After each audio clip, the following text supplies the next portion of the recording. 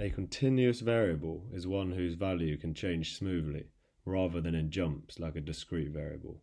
An example of a continuous variable would be someone's height, which, if measured accurately enough, can take any value. And two people's heights can be extremely close to each other, but not quite the same. A person's age, that is, the number of full cycles around the sun the Earth has travelled since they were born, is a discrete variable, since it changes in chunks of 1 year at a time. A continuous variable, like someone's height, can in theory be stated to an ever-increasing accuracy, with more and more decimal points, to make it more and more precise. This is, however, impractical. We don't want to have to say an infinite number of decimal points when we refer to someone's height. Instead, we give a reference point that the true height is near to. For example, I might say my height is 180 centimeters. Since my height is extremely unlikely to be exactly 180 centimeters to an infinite decimal point, I'm obliged to indicate just how close to 180 centimeters my true height is.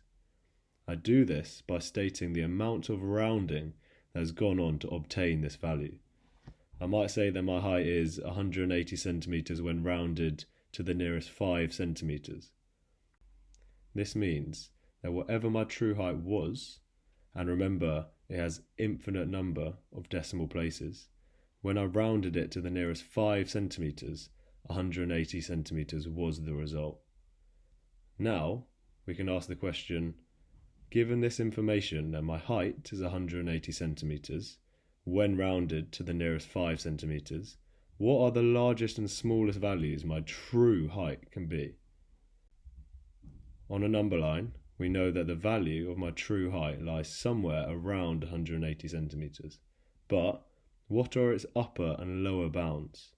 The answer is that rounding to the nearest 5 centimeters means there is a width of 5 centimeters which my true height could lie in, and it is placed so 180 centimeters is at the center.